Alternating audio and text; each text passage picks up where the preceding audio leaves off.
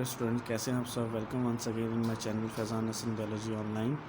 उम्मीद है कि आप सब खैरियत से होंगे। तो आज हम एक और इंटरेस्टिंग टॉपिक आपके सामने लेकर आए हैं जिसका नाम है ऑर्गेनेली एंड सेल लेवल। ये हमारे लेवल ऑफ ऑर्गेनाइजेशन का थर्ड टॉपिक है, ऑर्गेनेली एंड सेल लेवल। इससे पहले हम मॉलिक्यूलर लेवल और एटॉमिक और सब एटॉमिक लेवल को कवर कर चुके हैं। तो आज हम डिस्कस करेंगे ऑर्गेनेली एंड सेल लेवल के हवाले से कि ऑर्गेनेली और सेल लेवल क्या चीज़ होती है, ऑर्गेनेली किसे कहते हैं और सेल लेवल किस चीज़ का नाम है। तो हम सबसे पहले ऑब्जेक्टिव्स जो आज के इस टॉपिक के कवर करेंगे वो हमारे पास होंगे कि ऑर्गेनेली किसे कहते हैं, सेल क्या होता है, और जो डिफरेंट तरह की ऑर्गेनेलीज़ हैं उनके जो फंक्शन।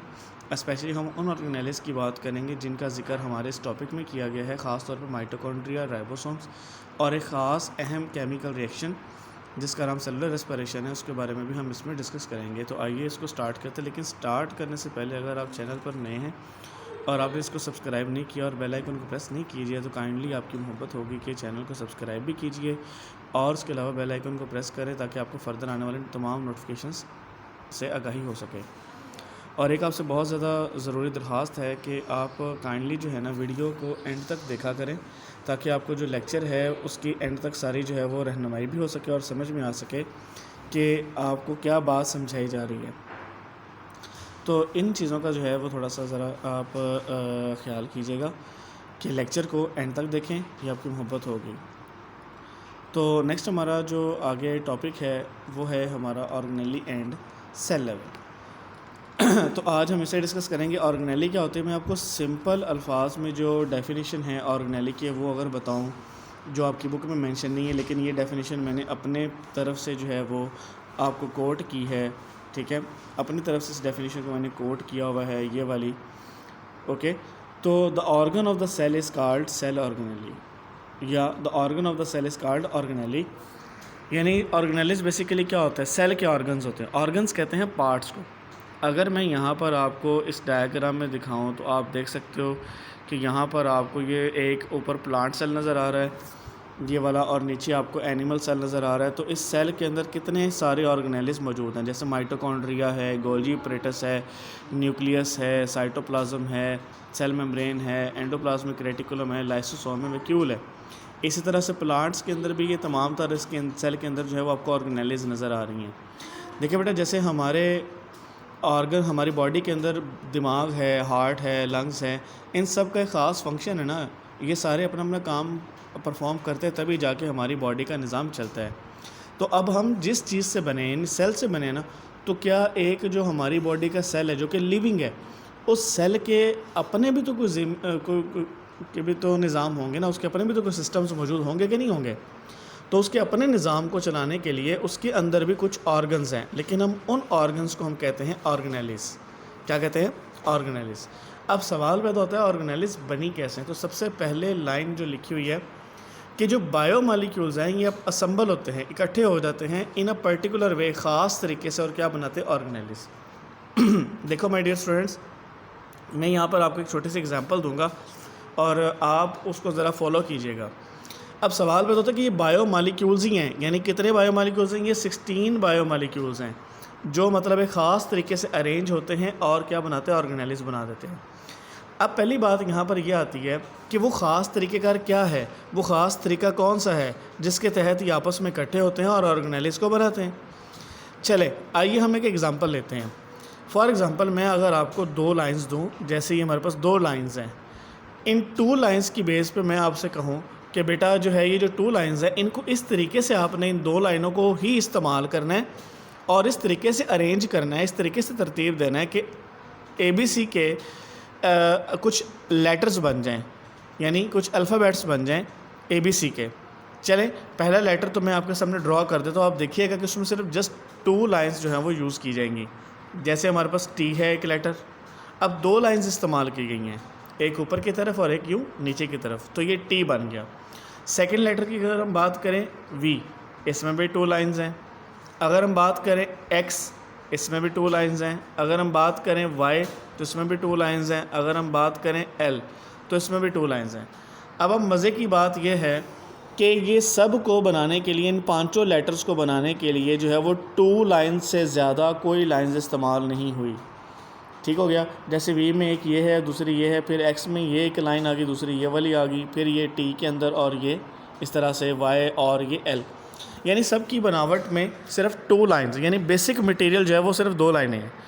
अब आप अंदाज़ा करें कि ये 5 लेटर्स आपके सामने बन चुके हैं, 5 अल्फ़ाबेट्स आपके सामने बन चुके हैं। आप ज़रा सोचें कि किसी की शेप भी किसी से मैच नहीं हो रही, ना V X T Y L, और सिर्फ ना ही शेप ही मैच नहीं हो रही, बल्कि आप ये अंदाज़ा करें कि उन सब की जो अपना शेप है, उनका जो साउंड है वो भी मैच नहीं हो रहा। जैसे V X T Y L, किसी की साउंड भी एक दूसरे से मैच नहीं हो रही, लेकिन सबको बनाने के लिए सिर्फ 2 लाइंस का इस्तेमाल किया गया है।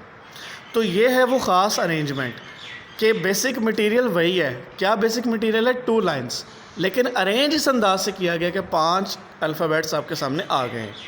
सेम इसी तरीके से ये 16 बायो एलिमेंट्स ही हैं जो अपने आप को ख़ास तरीके से अरेंज करते हैं तो डिफरेंट चीज़ें बना देते हैं।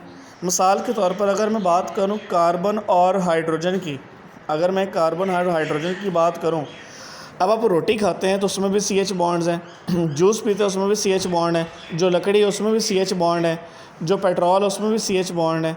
अब आप अंदाज़ा करो कि आप रोटी खा सकते हो, लकड़ी नहीं खा सकते, आप जूस पी सकते हो, पेट्रोल नहीं पी सकते, तो आखिर कुछ तो रीज़न है ना। लेकिन सबको बनाने के लिए बेसिक मटेरियल तो उसमें CH बॉन्ड्स हैं, कार्बोहाइड्रेट्स हैं। एक्चुअली रीज़न ये है कि उनमें अरेंजमेंट का फ़र्क है।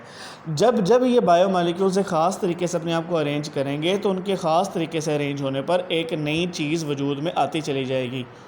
ये 16 बायो एलिमेंट्स ही हैं जो एक ख़ास तरीके से अरेंज होते हैं तो न्यूक्लियस बन जाता है, फिर एक ख़ास तरीके से अरेंज होते हैं तो माइटोकॉन्ड्रिया बन जाता है, फिर एक ख़ास तरीके से अरेंज होते हैं तो राइबोसोम्स बन जाता है। जब जब ये अपने अरेंजमेंट को चेंज करते जाएंगे, नई से नई ऑर्गेनेली बनकर सामने आती चली जाएगी। So this is the detail of this sentence. Biomolecules assemble in a particular way and form organelles. Next आगे चलते हैं। अच्छा जी, तो ऑर्गेनेल्स बेसिकली क्या हैं? जैसे अभी मैंने बताया कि ये ऑर्गन्स ऑफ द सेल हैं, या आप इन्हें क्या कह सकते हैं? द ऑर्गेनेल्स आर एक्चुअली सब सेलुलर स्ट्रक्चर्स। ये सब सेलुलर स्ट्रक्चर्स भी हैं, और जब ये इकट्ठी होती हैं तो क्या बनता है? यूनिट ऑफ लाइफ बनता है, जिसे हम सेल कहते हैं। जब तमाम ऑर्गेनेल्स इकट्ठी हो जाती हैं तो वो एक सेल को बनाती हैं, एक खुलिये को बनाती हैं। तो सेल की डेफिनेशन क्या होती है? The basic unit of life, ज़िंदगी का बुनियादी यूनिट है। दैट कंट्रोल, जो कंट्रोल करता है ऑल फंक्शन एंड प्रोसेसेस, तमाम अफ़ाल को और तमाम होने वाले प्रोसेसेस को कंट्रोल करता है। तो नेक्स्ट इसके बाद हमारे पास फंक्शन में आ जाएगा each type of organelle specialize to perform a specific function. बिल्कुल सही कहा। देखो यार, जैसे हमारी दिमाग एक अलग काम करता है, हार्ट एक अलग काम करता है, किडनी अलग काम करता है, लीवर अलग काम करता है।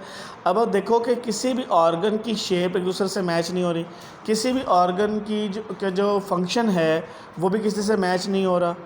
तो हर ऑर्गन अपना अपना काम करता है। अपन जिस्म के निज़ाम को, एक जानदार के जिस्म के निज़ाम को चलाने के लिए हर ऑर्गन उसमें अपना अपना हिस्सा डालता है, ठीक है। अगर कोई एक भी डिस्टर्ब हो जाए तो इंसान की डेथ हो जाती है। तो रीज़न ये है कि तमाम ऑर्गेनेल्स अपना अपना काम करती हैं सेल के निज़ाम को चलाने के लिए। फॉर एग्ज़ाम्पल जैसे माइटोकॉन्ड्रिया है। अब माइटोकॉन्ड्रिया क्या करता है? माइटोकॉन्ड्रिया को सेल का पावर हाउस कहा जाता है, सेल का बिजली घर कहा जाता है। जैसे हमारे इधर दीपालपुर में ग्रिड स्टेशन है, हमारे एरिया में या हर शहर में ग्रिड स्टेशन होता है जहाँ से इलेक्ट्रिसिटी पूरे शहर को सप्लाई की जाती है। चाहे वो फैक्ट्रीज़ हैं, कारखाने हैं, घर हैं, शॉप्स हैं, इंडस्ट्रीज़ है, व्हाट्सएवर जो भी है, सबको ग्रिड स्टेशन से सप्लाई दी जाती है। तो सेल का ग्रिड स्टेशन, सेल का पावर हाउस माइटोकॉन्ड्रिया है। राइट हो गया। उसकी रीज़न क्या है? क्योंकि माइटोकॉन्ड्रिया के अंदर एक सबसे अहम तरीन केमिकल रिएक्शन होता है जिसे हम सेलुलर रेस्पिरेशन कहते हैं। जी हाँ, ये वो प्रोसेस है जिसमें ऑक्सीजन की मदद से हमारे खुराक के CH बॉन्ड्स को, खुराक के मालिक्यूल्स को तोड़ा जाता है। और जब ऑक्सीजन की मदद से CH बॉन्ड्स टूटते हैं तो उसके नतीजे में एनर्जी निकलती है, और उस एनर्जी को हम कहते हैं ATP। जैसे मैंने आपको समझाने के लिए आपकी बुक में इस फर्स्ट चैप्टर के अंदर ये डेफिनेशन तो शामिल नहीं है, लेकिन मैंने यहाँ पर आपको नीचे कोट कर दी है कि सेलुलर रेस्पिरेशन क्या है। एक ऐसा प्रोसेस है, the process in which CH bond of food are broken by oxidation reduction reaction and energy is transformed into ATP। कि एक ऐसा प्रोसेस है जिसमें CH बॉन्ड होते हैं खुराक, उनको तोड़ा जाता है ऑक्सीडेशन रिडक्शन रिएक्शन से, और एनर्जी को ATP में तब्दील कर दिया जाता है। तो ये एक इंतहाई अहम काम है जो हमारा माइटोकॉन्ड्रिया परफॉर्म करता है, जो हमारे सेल के अंदर हो रहा होता है। और सेल के तमाम पार्ट्स को चलाने के लिए जो एनर्जी रिक्वायर होती है वो इस ग्रिड स्टेशन, इस पावर हाउस से, इस माइटोकॉन्ड्रिया से आती है। नेक्स्ट आगे हमारे पास चलते हैं, एक और एग्जांपल लेते हैं। सेकंड इसमें एग्जांपल आपके टॉपिक में जो दे रहा है, they are the ribosomes, these are the ribosomes. Ribosomes कहते हैं ये छोटे छोटे पार्टिकल्स होते हैं, छोटे छोटे ज़र्रात होते हैं जो पूरे सेल के अंदर साइटोप्लाज्म के अंदर फैले होते हैं। एक जेल लाइक मटेरियल होता है साइटोप्लाज्म जिसमें ये फैले होते हैं, और इनका एक ही काम होता है प्रोटीन को तैयार करना। और जो प्रोटीन होती है वो सेल के तमाम पार्ट्स को बनाने के लिए, तमाम तर चीज़ों को बनाने के लिए एक इंतहाई अहम रोल प्ले करती है। अच्छा, जब तमाम ऑर्गेनेल्स अपना अपना काम करेंगी तो इस तरीके से वो सब ऑर्गेनेल्स का काम करने से क्या होगा, सेल का निज़ाम चलेगा। इसकी एग्जांपल ऐसे ही है जैसे अगर आप एक इमारत बनाते हैं तो उसमें बहुत सारे मज़दूर आपने लगाए हुए हैं, बहुत सारे कारीगर लगाए हुए हैं, और सब कारीगरों को आपने क्या किया हुआ है, टास्क दिया हुआ है। हाँ भी तुमने पेंट करना है, तुमने लाइट का काम करना है, तुमने टाइल्स लगानी है, तुमने डेकोरेशन का काम करना है, तुमने ग्रिल बनानी है, तुमने जनाब शीशे का काम करना है, ठीक है ना जी। तो ये आप काम डिफरेंट असाइन कर देते हैं। सेम इसी तरह से सेल के अंदर भी तमाम ऑर्गेनेल्स जब अपना काम करती हैं तो इसकी मिसाल ऐसे है जैसे डिवीजन ऑफ लेबर है, जैसे आपने मज़दूरों के दरमियान काम को तकसीम कर दिया है, सेम ऐसे ही है। अच्छा, अगर हम बात करें आगे इन केस ऑफ प्रोकैरियोट्स, तो याद रख लो आज के बाद अपनी ज़िंदगी में अगर आपसे कभी कोई शख्स, कभी भी कोई अपना टीचर या कोई भी पर्सन अगर आपसे पूछे कि जी प्रोकैरियोट्स कौन है, तो आंखें बंद करके कह दीजिएगा कि पूरी दुनिया के अंदर सिर्फ एक ऐसी मखलूक है जो प्रोकैरियोटिक सेल से बनी है, जिसका न्यूक्लियस कंप्लीट नहीं होता, इनकम्प्लीट न्यूक्लियस होता है, और वो सिर्फ़ और सिर्फ बैक्टीरिया है। इसके अलावा प्लांट्स हो गए, इसके अलावा फंजाई है, एनिमल्स हैं, प्रोटिस्ट हैं, ये सारे के सारे यूकैरियोटिक सेल से बने हैं। यूकैरियोटिक सेल से मतलब होता है जिसका न्यूक्लियस कंप्लीट होता है, मेम्ब्रेन बाउंडेड ऑर्गेनेल्स होती हैं, membrane bounded nucleus, membrane bounded organelles होती हैं, राइट हो गया। तो prokaryotic cell all in all इस दुनिया के अंदर कौन है, बैक्टीरिया।